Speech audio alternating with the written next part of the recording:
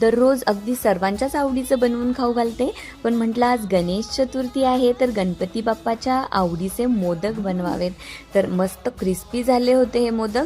त्यासाठी मी 1 कप एवढं गव्हाचं पीठ, अर्धा कप मैदा, चवीपुरतं मीठ आणि गरम साजूक तूप यामध्ये ॲड करून पीठ भिजवून ठेवलं.